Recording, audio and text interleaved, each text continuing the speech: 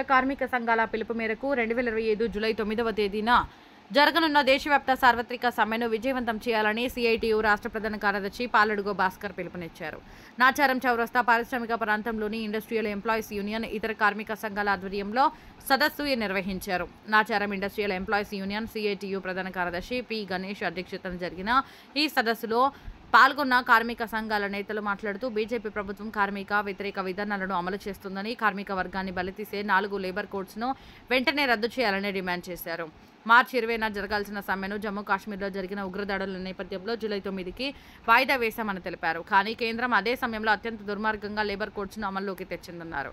8 గంటల పనిదినాన్ని 10 గంటలకు పెంచడం, మహిళలకు రాత్రిపూట డ్యూటీలు విధించడం, ఫెసిలిటేట్ సిస్టంలో ఈజీ ఆఫ్ డూయింగ్ పేరుతో కార్మిక హక్కులను నిర్వీర్యం చేయడం ఇవన్నీ కార్మికులపై దాడులేనన్నారు. కార్మిక సంఘాలను నిర్వీర్యం చేసి కార్పొరేట్ శక్తులకు దేశాన్ని అప్పగించాలన్నదే మోడీ ప్రభుత్వ లక్ష్యమని విమర్శించారు. జూలై 9న దేశవ్యాప్త సార్వత్రిక సమ్మెలో కార్మిక సంఘాలు పెద్ద ఎత్తున పాల్గొని విజయవంతం చేయాలని పిలుపునిచ్చారు. సంస్థల్ని కాపాడాలని, కార్మిక చట్టాలని రక్షించుకోవాలని, పెట్టుబడిదారుల కోసం తీసుకొచ్చినటువంటి 4 లేబర్ కోడ్లు రద్దు చేయాలని జూలై 9వ తారీఖున దేశవ్యాప్త సమ్మె జరుగుతుంది. తెలంగాణలో కూడా 10 కార్మిక సంఘాలు, కేంద్ర కార్మిక సంఘాలు, రాష్ట్ర కార్మిక సంఘాలు, అనేక స్వతంత్ర యూనియన్లు సమ్మెకి పిలుపునిచ్చాయి. అందులో భాగంగా నాచారం ప్రాంతంలో ఈ సభను జరుపుతున్నాం.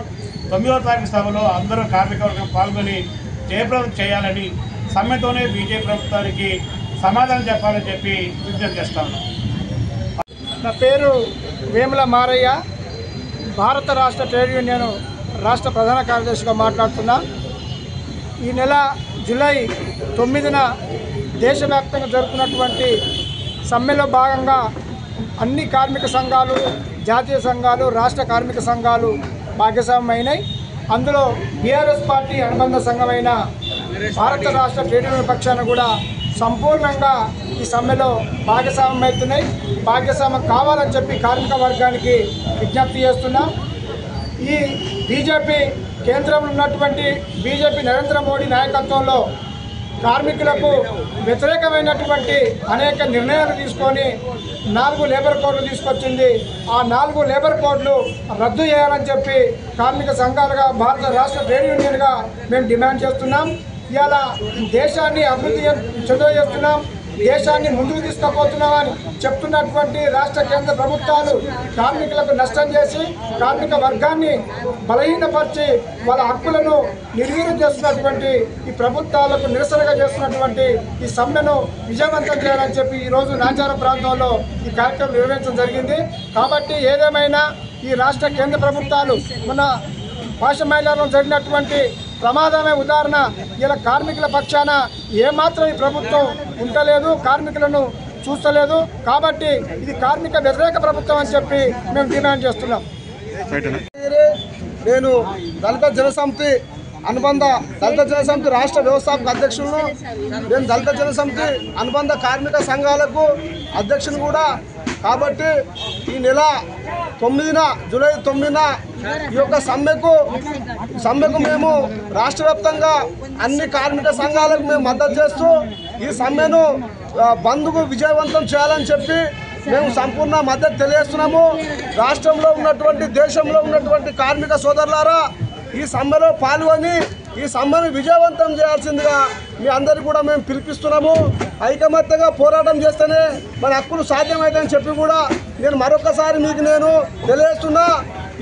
ఈ సమ్మెను 100% మనం దీన్ని సమ్మెకు మద్దతు చేయాల్సిందిగా మీ అందరికీ నేను మరి తెలియజేస్తున్నా. జై కార్మిక. 9వ తారీఖున దేశవ్యాప్తంగా అన్ని కార్మిక సంఘాలు కూడా, కేంద్ర కార్మిక సంఘాలు అన్నీ కూడాను కొన్ని డిమాండ్ల మీద మరి ప్రభుత్వాన్ని అన్యాయంగా ఈ చట్టాలను ఏవైతే కాలరాస్తూ మళ్ళీ కార్మిక వర్గాన్ని బానిసత్వంలోకి నెట్టే ప్రయత్నాలు చేస్తుందో దాన్ని నిలవరించడం కోసం ఈ రోజున అన్ని కార్మిక సంఘాలు కూడా దేశవ్యాప్తంగా సమ్మెకు పిలుపునిచ్చినాయి. ఈ యొక్క సమ్మె అనేక సమస్యల మీద ఉన్నది.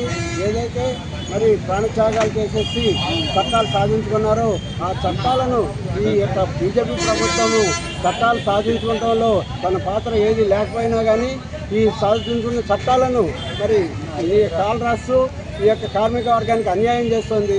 కాబట్టి దాన్ని నిలువరించాలనేసి కార్మిక వర్గం అన్ని కార్మిక సంఘాలు కూడాను మరి రేపు జరగబోయే సమ్మెలో పాల్గొని జయప్రదం చేయాలని, అలాగే ఏదైతే 10 గంటలు 8 గంటలు 10 గంటల పోరాటం ప్రపంచవ్యాప్తంగా మరి అనేక ప్రాణత్యాగాలతో సాధించిన 8 గంటల పనిదినాన్ని 12 గంటలు, అలాగే మరి దేశవ్యాప్తంగా దాన్ని అమలు చేయాలని కూడాను వాళ్ళకి అనుకూలమైనటువంటి రాష్ట్ర ప్రభుత్వాల మీద ప్రెజర్ పెట్టేసి దాన్ని అమలు చేయడానికి ప్రయత్నం చేస్తుంది. మరి అలాగే మహిళలకు మరి పగల సమయంలోనే రక్షణ లేనటువంటి ఈ దేశంలో రాత్రి వేళల్లో కూడాను పనిచేయించుకోవాలనేసి ఒక చట్టాన్ని తీసుకొస్తుంది. సమ్మె చేసుకునే హక్కు లేదనేసి ఉంటుంది. అలాగే కనీస వేతనాలు పెంచడం లేదు, ఈఎస్ఐపిఎస్ సౌకర్యం లేదు. వీటన్నిటి మీద కూడాను మరి కార్మిక వర్గం గళమెత్తబోతుంది. దీన్ని జయప్రదం చేసుకోవడం ద్వారానే మరి ప్రభుత్వానికి, కేంద్ర ప్రభుత్వానికి మరి మనం బుద్ధి చెప్పాల్సిన అవసరం ఉంది. కాబట్టి అందరూ కార్మిక వర్గం అందరూ కూడా ఈ యొక్క సమస్యల్లో పాలు పంచుకోవాలనేసి కోరుకుంటూ సెలవు. TUC trading union centre of India రాష్ట్ర అధ్యక్షుడిని. ఈనాడు దేశంలో కార్మిక వర్గానికి కష్టకాలాలు ముచ్చుకొస్తున్నవి. మోడీ ప్రభుత్వం తీసుకొచ్చిన 4 లేబర్ కోడ్లు అత్యంత ప్రమాదకరం. ఎందుకు ప్రమాదకరం అంటున్నాం? 29 కార్మిక చట్టాలనంతా సర్వనాశనం చేస్తూ 4 లేబర్ కోడ్లు తీసుకొచ్చాడు. ఆ చట్టాలు ఉన్ననాడే ఈరోజు సికాచాల ప్రమాదం జరిగి 50 మంది కార్మికులు అవుతైపోయారు, మాంసం ముద్దల్లా మిగిలారు. ఈ రేపు రాబోతున్న ఈజీ డూయింగ్ బిజినెస్ ఈ చట్టాల్లో భాగం. ఇంకా సులభతరమైన వ్యాపారాలు, విచ్చలవిడిగా ఫ్యాక్టరీలకు అనుమతి, ఎలాంటి ప్రికాషన్స్ను పాటించకుండా యాజమాన్యం కార్మికుల చావులకు కారణమవుతుంది ఈ చట్టాలు రావడం. కనుక కార్మిక వర్గానికి భద్రత లేని జీవితాలు, రక్షణ లేని జీవితాలు ఈనాడు ఈ చట్టాల వలన 4 లేబర్ కోడ్ల వలన వస్తుంది. రక్షణ కావాలి, భద్రత కావాలి, కనీస వేతనాలు కావాలి, కనీస పెన్షన్ కావాలన్న డిమాండ్తో సాగుతున్న దేశవ్యాప్త సార్వత్రిక సమ్మెలో మొత్తం కార్మిక సంఘాలంతా భాగస్వామ్యం అవుతున్నారు. విజయవంతం చేయాల్సిందిగా కార్మిక వర్గానికి మా టీయూసీఐ తరఫున, మొత్తం కార్మిక సంఘాల తరఫున ప్రత్యేకంగా విన్నవించుకుంటున్నాం.